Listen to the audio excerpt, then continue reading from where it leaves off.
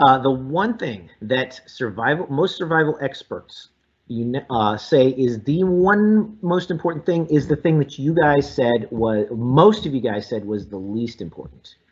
The most important out of all of these, believe it or not, is going to be fire.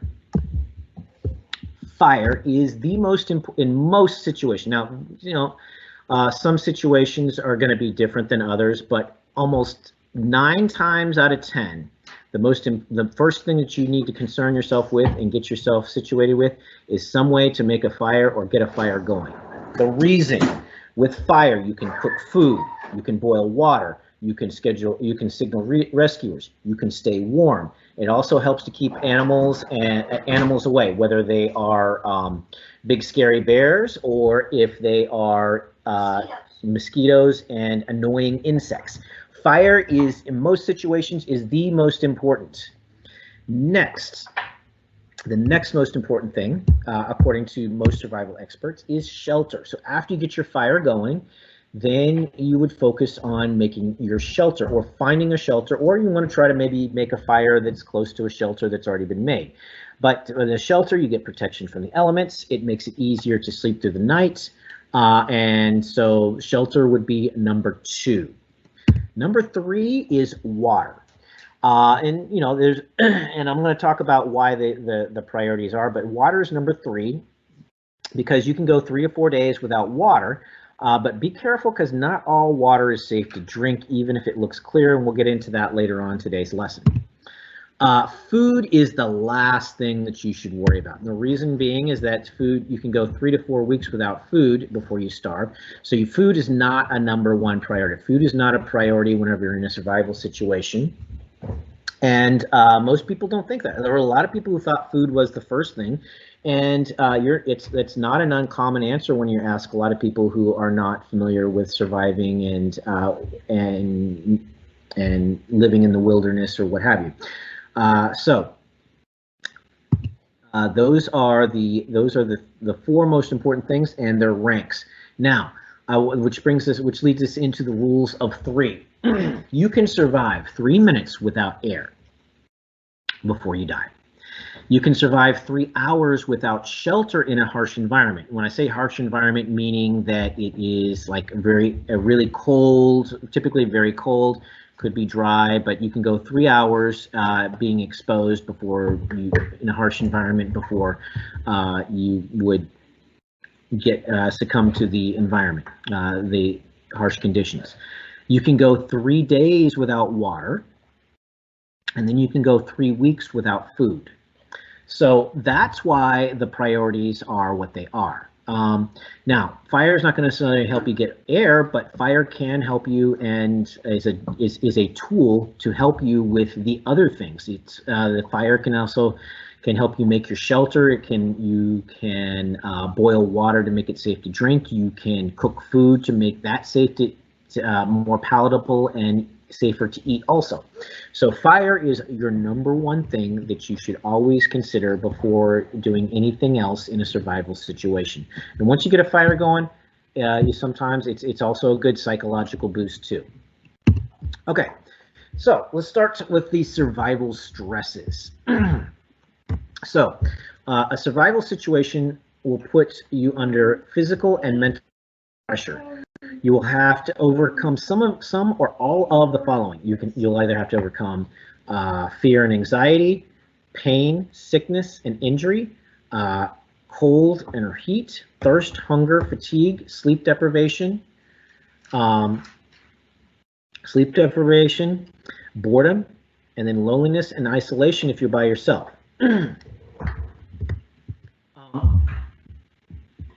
When facing a disaster, something here. When facing a disaster, it's, you know, if you want to survive, don't give up. You have to remain positive. Stay positive. As soon as you start giving into, oh, I'm dead, then you've already given up, and and so anything that's going to happen is going to be more and more difficult to deal with. But if you maintain a positive attitude, start thinking about what you can do as opposed to what you can't do, then most people can survive almost impossible. A lot of people survive impossible situations just by pure determination and staying positive. All right, so we're going to go through the four priorities, starting out with fire, and then ending with food.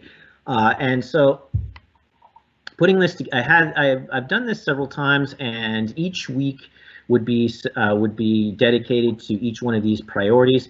But I'm condensing it all into one. So you're gonna have to bear with me. I will have some questions on these at the end, and the questions are going to be on Microsoft Forms. I'll make those available on Teams and on Edmodo, and then that's going to be your last assignment. All right, so starting out with the first priority, fire.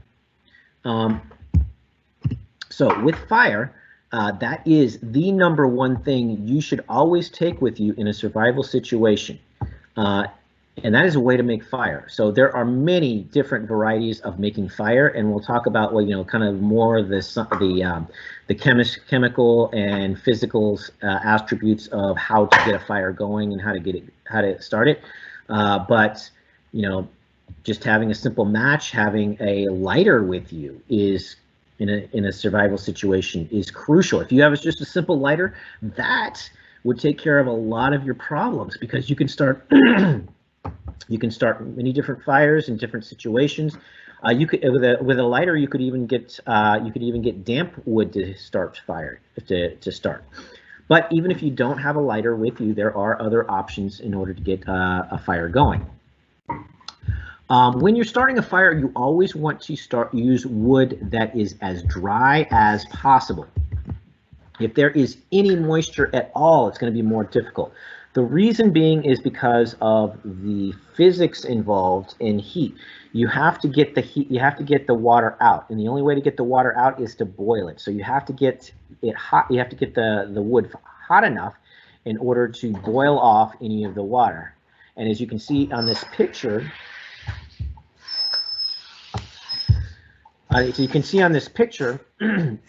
there's a lot of steam coming up from this fire. And that steam is because the wood he's using is damp,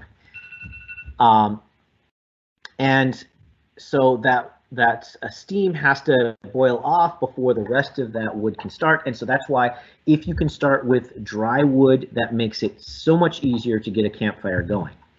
So the types of fire that you would want to collect whenever you're starting a fire is going to be your tinder bundle, which is going to be something that's easy to start. Then you have tinder, which is going to be a little bit bigger, but can start easily after you have a fire going. And then you have kindling, which is going to kind of help build the fire and make it a little bit bigger. And then finally, once you have it big enough from the kindling, you can start to light up your main fuel, which is going to be bigger logs.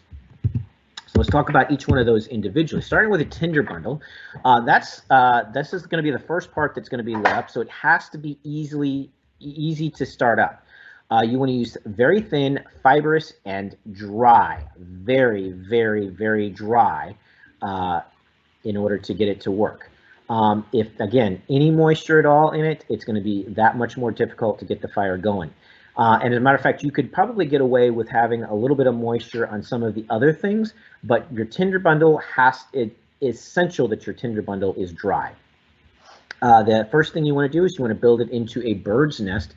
And so here's, as you can see here in these illustrations, this is a little bird's nest. And so you put like a little coal in here or something, a hot ember, and then you would start to add oxygen, blow it and get oxygen going until the fire started, and then you start adding your other things. Some things that you could use if you're in the wilderness, you could use dried grass, again, dried moss, crumpled dried leaves. You could make wood shavings. If you happen to have something sharp with you, like a knife or an axe, you could make wood shavings, and those wood shavings could make a tinder bundle. If you are not necessarily in a survival wilderness situation, but you need to get a fire going, and you happen to have paper or cardboard, that would also make a pretty good tinder bundle. But you're looking for something that is very easy to light and it doesn't have to stay on. It doesn't have to be lit for very long because that's what your kindling is for. But it has to be able to light and get a fire going. Tinder is going to be the next important thing, and these are small branches and twigs that can catch fire easily. They should be less than the diameter of your pinky. So as you can see here, the guy is holding some tinder, and these are very small twigs, and they will start easily after you put it on the tinder bundle. After that, you have your kindling, which is going to be a little bit bigger than the diameter of your fingers. And a lot of times you would either use bigger sticks, or you could make it by chopping up bigger pieces of wood by using an axe or a knife, and then split the wood, and then that's because you're splitting it and making it smaller. That makes it easier to heat up to get lit. Then finally, once you get your main fuel lit, which is going to be bigger logs like these or these, you got your fire going. It's just a matter of throwing another log on every about 30 to 60 minutes. It's going to burn a little bit slower, and that's whenever you have your established fire, and it doesn't need very much maintenance after you get that main fuel lit. But that's the ultimate goal of starting a campfire, is getting that main fuel to light up, and you have to go through those sequences. Start small, get a little bigger, until you get your main fuel lit, and then you're all set. And then it's very difficult to put the fire out. But we'll talk about ways to get the fire out in a little bit. Which brings us to our fire triangle. Now, to get a fire going, there are 3 elements to making a fire. You have to have your fuel, which is in most cases is going to be your wood, but it doesn't necessarily have to be wood. It could be oil, it could be wax, it could be a lot of other different things. You also have to have air or oxygen, and then the most important thing, or all of them are important, but you have to have heat.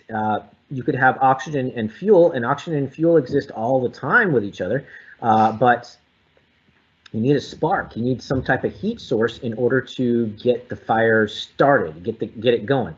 And then once you get all 3 of those together, then you get your fire started and you get your fire going. Which is why it's important to use dry, because you want your heat to go up into heating up your wood or your tinder, and not necessarily getting rid of the water. So you would lose a lot of heat if you're using moist material.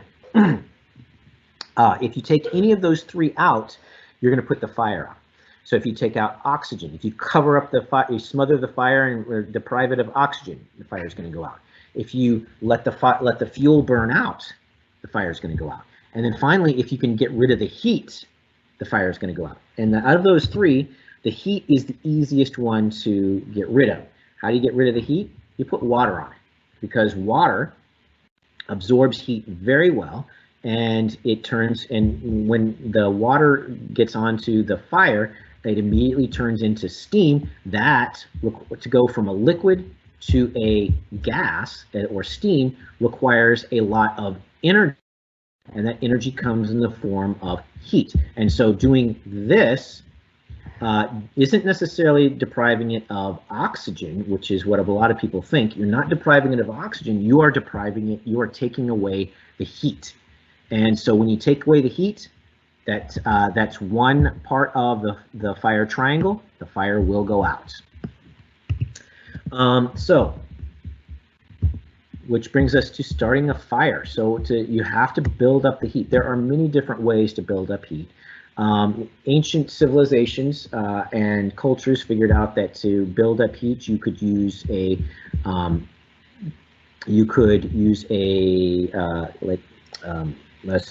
stick where you rub it back and forth.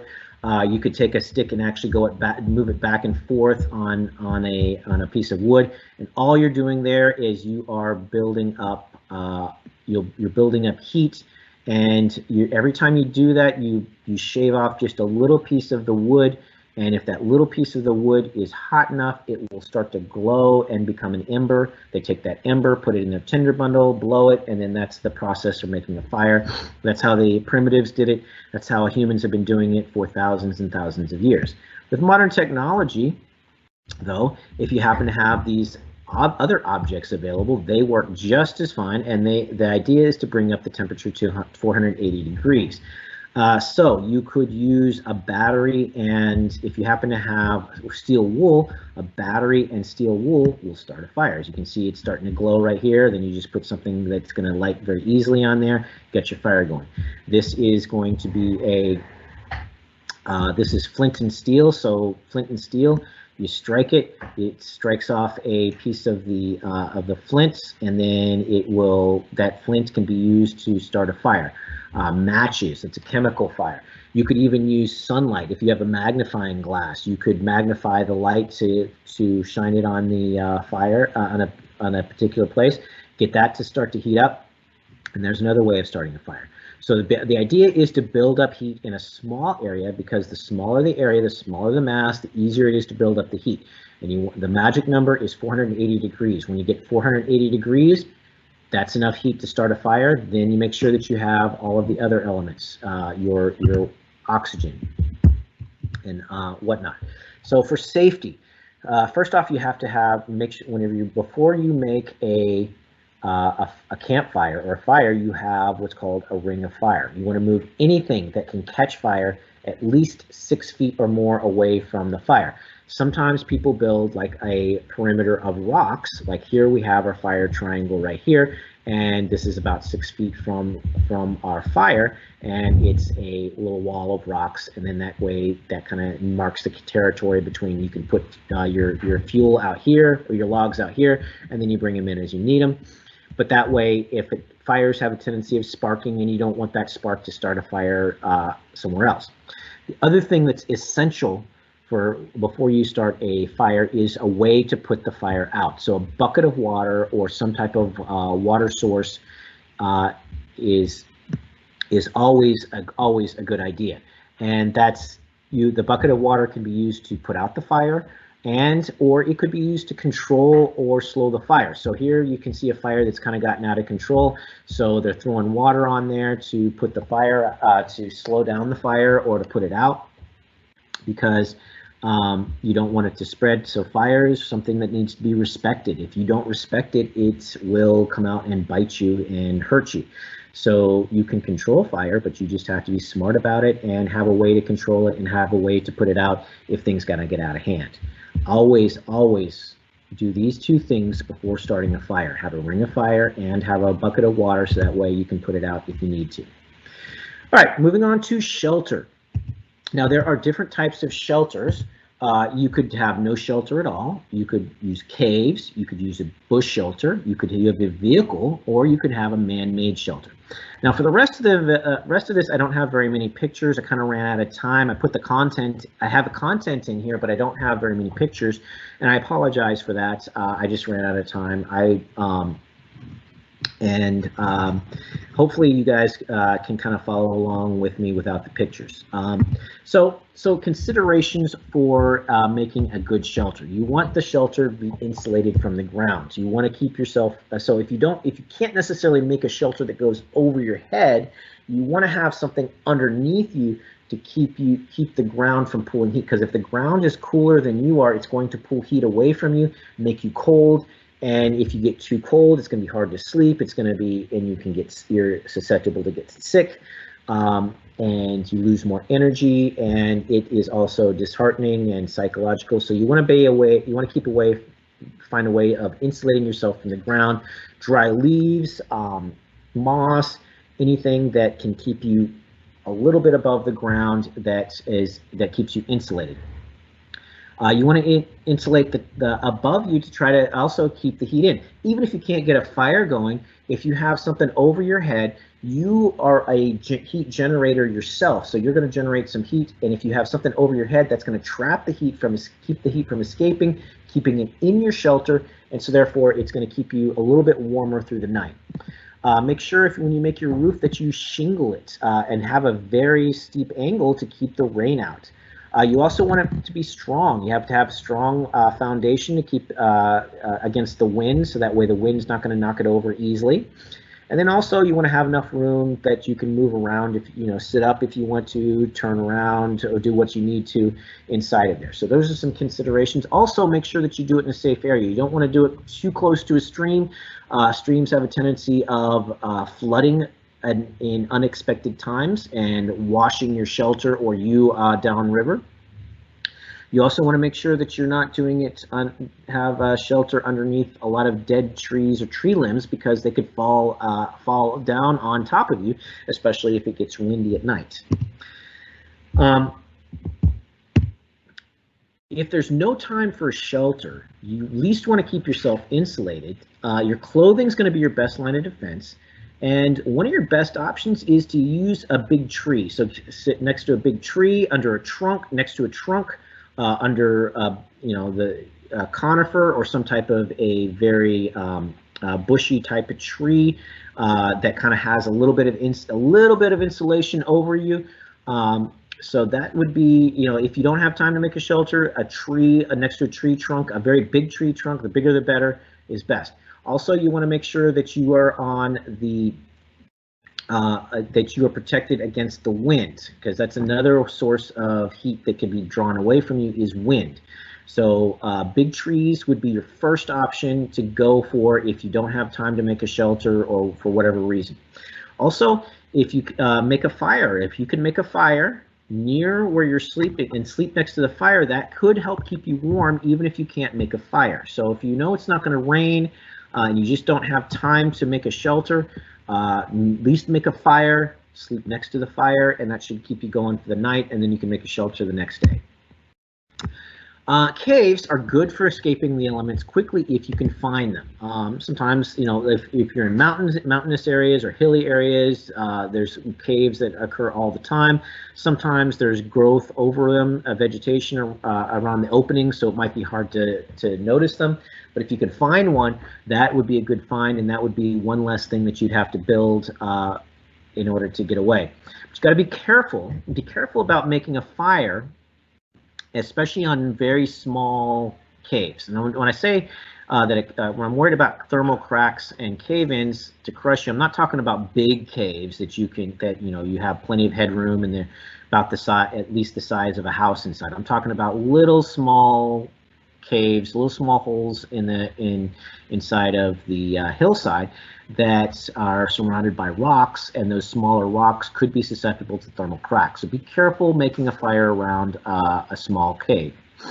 Deep caves that are, you know, go at least 10 feet or more underground, or 10 feet inside, you know, 10 or more feet, they can be around 70 degrees in most climates and most environments. So finding a cave could be essential. It could be very helpful in surviving because, you know, again, you're escaping the elements, and also it's the temperature is a perfect temperature to stick around in, and you don't have to worry about being overheated or overcooled. That's why, you know, we have cavemen. Cavemen found that out, and it's a natural habitat. You don't have to make it or maintain it. It's there naturally, and so caves are a great place to shelter if you can find them. Bush shelters. Now these are whenever you hear, you know, bush shelters is exactly what it says. You're using bushes and rocks and mud and branches and leaves to make your shelter. So it's any kind of shelter made from natural things, like I said, in the wilderness. And then when you do it, you want to make sure that you make your structure with structure first, then have your steep roof, and then add shinglings with smaller branches and leaves. Make sure the roof is steep, because if the steeper it is, the more likely the rain or moisture is going to fall off the side. If it's shallow, then the water's going to have a chance to soak and drip in. So make it steeper more than shallow. And if you're interested in that, then make sure that there are plenty of YouTube videos out there to show you how to make bush shelters. Now, if your car breaks down, in the middle of nowhere, your car has everything you need for a good shelter. It's got a roof over your head. It's already somewhat insulated, unless it's a convertible. If it's convertible, you want to put the top up, roll the windows up, and you have good insulation. It's always a good idea to stay in your car in case of a breakdown, especially if it's in a well-trafficked area. Somebody's going to pass by eventually. If it's on a remote area, it could be a while before somebody comes by, and then you have to start making a decision of whether or not to abandon your car or to stay there. Little hint, if you've got a small candle, like a small tea light candle, or any candle at all, and you can, if you happen to have a candle, you can burn it inside of your car, and it can generate a tremendous amount of, not tremendous, but enough heat to keep you warm through the night. So small candle can help keep your spirits up and keep you warm inside of your car, especially if you have a situation where all of your fuel's burned up or you can't start your car for whatever reason. Remember, the ultimate purpose of a shelter is to sleep through the night. So a car is a vehicle, or any vehicle is a good place to start if you need a shelter right away. Man-made shelters. Now there are some wildernesses like Canada and other places, and that there are temporary shelters that are made to help lost people. So a lot of times they'll already have firewood there with a way to make a fire. They might even have some canned food and fresh water for you. So anytime you see any type of a shelter in the woods, sometimes those are there for you for that particular situation. It's not always, but sometimes. And also, keep in mind that in a survival situation, you have to prove that it was definitely a survival situation. But if it's a survival situation, it is usually not illegal to break into a shelter to get out of the elements in order to survive. If you can prove in a court of law that you had to break into the shelter in order to survive, then it would not be considered illegal. So consider that. So if you come across a house or a shelter and it's getting dark, cold, and you got nowhere else to go, and there's nobody, always knock on the door first and see if there's anybody there to let you in and help and give you aid. But if there's nobody there, nobody's answering the door, you are allowed to break in to survive. Okay, now that's the key word, to survive, and you have to be able to prove that. All right, so that ends up shelter. Now moving on to the third priority, which is water. So water, you could go 3 days without water. So let's talk about, first off, ways. Before we talk about ways of getting water, we're going to talk about conserving water. We're going to talk about how to make water, how to get water from plants, why it's important to boil water, eating snow for water, and then finding fresh water. So first off, let's go into making water. So when I talk about making water, what I'm talking about is you have a water source and somehow you have a heat source and you can heat it. Now, this is going to be more situation if you're in at sea. Remember, you should never, ever drink salt water or seawater. Bad things can happen to you and right away, and it's not going to help you. No matter how thirsty you are, it will make it worse if you drink salt water. So never drink salt water. However, you can distill salt water if you have a heat source, which is going back to why fire is so important. A heat source, and you have something to put water in, and you have a way to trap or capture the steam that comes up from the water, from the boiling water. Then that water, the steam that's coming up, is always going to be fresh and safe to drink. You could also collect dew in the mornings. There's always dew in the mornings on smooth surfaces, and then that's good, safe drinking water also.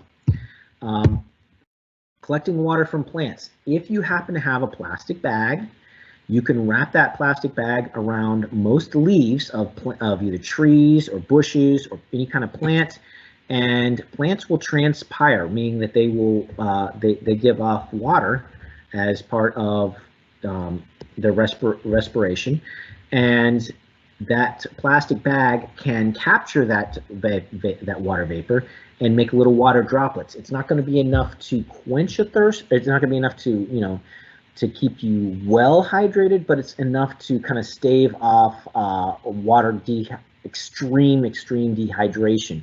So you can get a couple sips of water using that. It's not going to be a great source of water, but it's going to be a source of water that would be safe to drink. In the wilderness, sometimes you're going to come across some vines. Make sure that they are rough bark and the shoots are around 2 inches or more in diameter before you do this. If you cut it, then the water that drips out from that cut vine should be safe to drink. And then usually what you would do is you would have it, you'd cut the vine, hold it, have a little cup underneath there, so that way the little droplets come down and you can collect it inside a cup, and then that water should be safe to drink. If you're in the desert, there are some cacti that have water, but be very careful about getting water from cacti. There are some species that are poisonous, and again, going back, that could give you a worse situation than you had before of just being a little dehydrated. Boiling water, always, it's a good practice to, if you can, boil the water before drinking it. Even clear water can have parasites in them, and you got to kill all those parasites and microorganisms because they can give you dysentery, they can give you diarrhea, they can make you vomit, and all of those things are going to make you lose even more water. So you'd be even in a worse situation than if you had just boiled the water. Oh, I missed one thing. Conserving water. Okay. Make sure one of the best ways for water. Again, you can go 3 days without water if you do certain things to help keep water inside of your body. You want to avoid exertion. So if you start to feel yourself sweat, slow down, get into shade. Try not to sweat, because sweat is losing fluids. Stay cool. If it's hot, stay in the shade. Try to move around in the shade. Try to stay cool. Don't move too fast. Avoid sweating. Eat as little as possible, because unless you have a good water source and you have a steady water source, try to avoid eating. So remember, you can go 3 weeks without eating. So your digestion is going to use fluids, and that's going to make you even more dehydrated. If you happen to have, if you have alcohol with you, don't drink the alcohol. It's going to make you even worse. Alcohol is a diuretic, which is going to make you pee even more. Your body goes into a stasis where alcohol is actually a poison, and your body tries to get rid of the alcohol when you drink it. And so that's why when you drink alcohol, a lot of people start to, because that's their body's reaction to try to get rid of that alcohol. So even though the alcohol might have a little bit of water in it, it's probably not worth it, because it's going to make you pee more and you're going to lose more water, and it's going to dehydrate you even more if you drink anything with alcohol in it. So don't drink alcohol if you're trying to conserve water and you haven't secured a reliable water source. When you're moving around, try to breathe more through your nose than through your mouth. You're going to lose a lot more. You can lose a lot more water vapor if you breathe through your mouth than through your nose. Your nose has natural filters in it. Your nose is going to filter the air as it goes into your body, and it's going to also kind of filter out the air, filter out a lot of the moisture that whenever you breathe out. So try to breathe through your nose as much as possible. Avoid talking. Again, and this is if you have not secured a water source. These are considerations to extend your body's use of the water. Now, if you're in the cold, you have snow, you can eat snow. Make sure it's as pure as possible. Don't eat the yellow snow. That was a joke. And as white and as pure as possible. Don't eat too much of it too fast, because your body temperature could drop, because if you're eating snow, you're in the cold.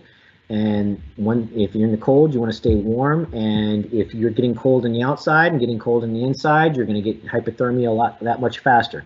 So eat a little bit at a time. and make sure that you don't eat it too. I mean, stay warm, but hydrate yourself. And if it's possible, try to melt it. If you've got a fire going, get the fire, and you have a way to melt the snow, melt it over the fire, and then drink it. And then that will help keep you from getting hypothermia also. The other thing that you want to consider is that this is pure, when the more pure, the more white it is, the purer it is, the safer it is to drink. So those are some considerations. Snow is probably one of the safer options. You have to take some considerations when doing that. All right, so finding fresh water. Water flowing in streams in high ground.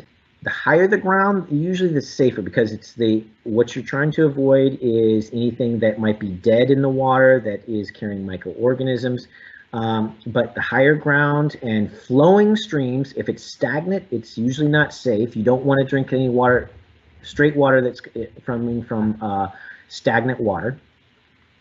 And flowing streams are usually your best option because they're usually a little filtered a little bit better, and they have a higher chance of getting better water from flowing streams than from stagnant water. Stagnant meaning it's not moving. And then if you are in a desperate situation, you can't find water and you're having trouble finding water, you go to a riverbed. Go to the deepest part of the deepest part of the riverbed and start digging. And a lot of times you only have to dig about a foot or two, and then you can start to see some water. Now, a lot of times that water is going to have a lot of mud and particulates in it, so you're going to have to do some filtration. And you should also boil it before you drink it. But if you're trying to find a water source and you're having difficulty, dry riverbeds are another place to go.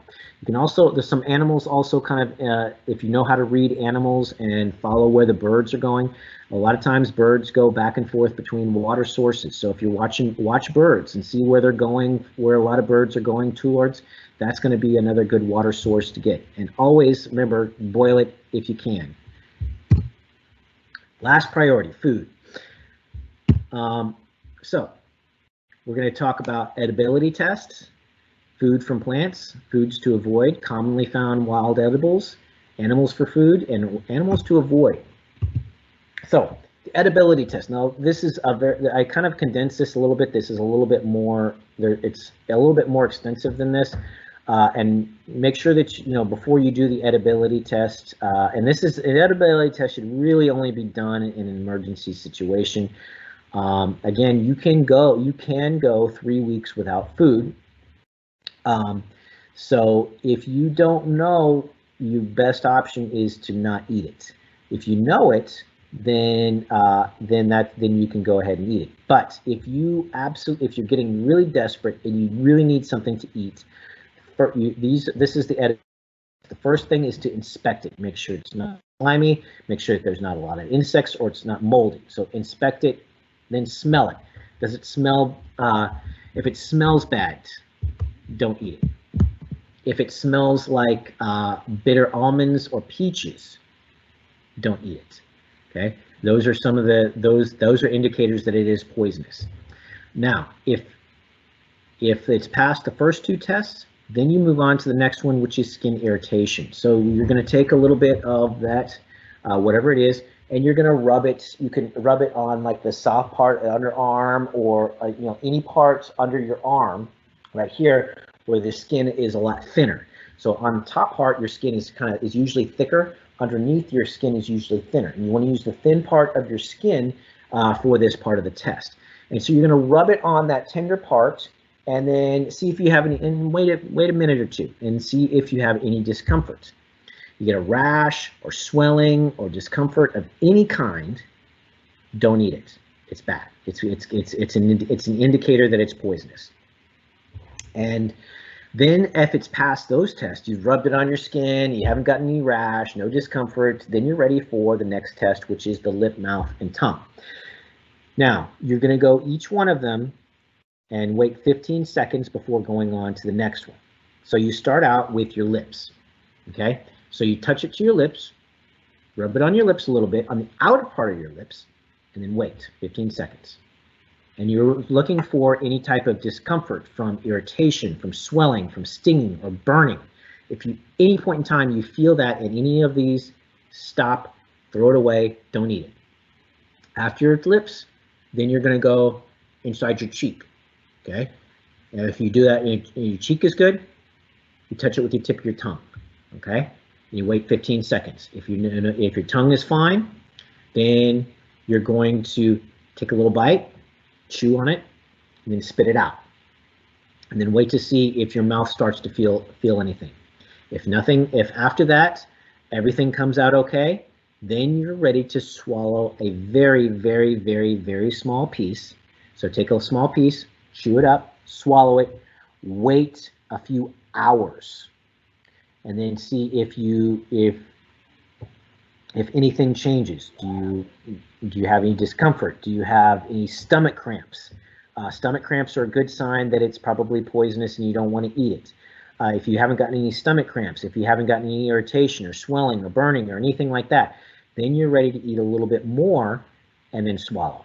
And then if each time you eat it and you don't get sick, you don't have any discomfort, you don't have any stomach irritation, it's probably safe to eat that.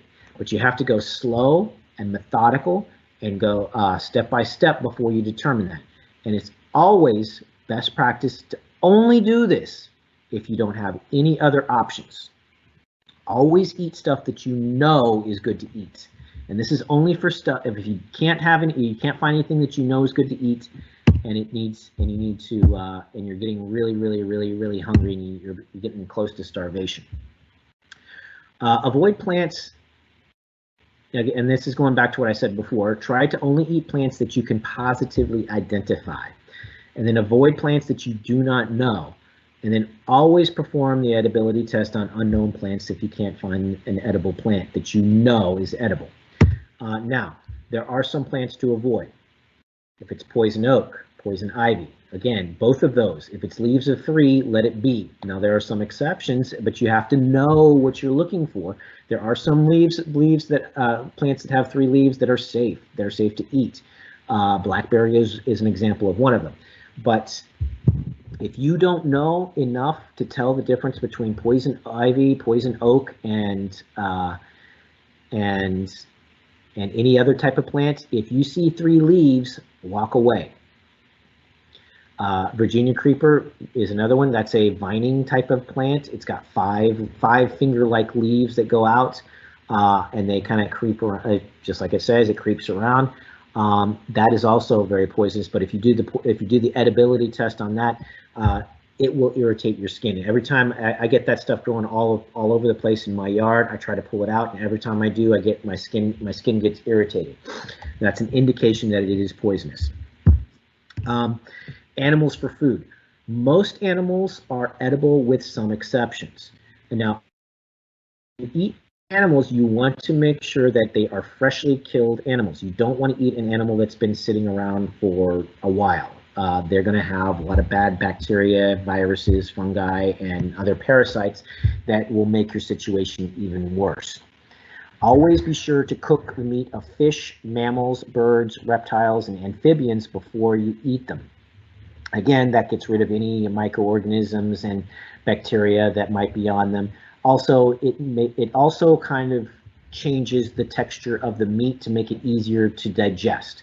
Raw meat is difficult to digest, and again, in a survival situation, you want to make your life as easy as possible.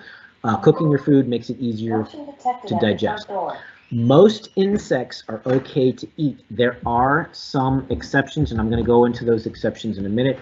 One of the big ones, though, is avoid any insects that have bright colors. Any caterpillars or flying insects that have yellow, red, or very bright, vivid colors. If they are bright and vivid, that means that usually means that they are toxic, because they don't have to worry about predators eating them, because the predators that have eaten them have learned that they get sick. So avoid eating any type of animal or insect that has bright, vivid colors that can be easily seen. Other animals to avoid. You want to avoid or decaying animals. Again, avoid any animals that have bright coloring, and do not eat insects that are feeding on dead animals or they're feeding on poop. They're also going to have they're going to collect some microorganisms and bacteria from the dead carcasses and poop that they're eating. There's plenty of other insects out there that are eating on other things. There are other places that are a lot easier to find. So just don't even do that. It's disgusting and it's bad for you.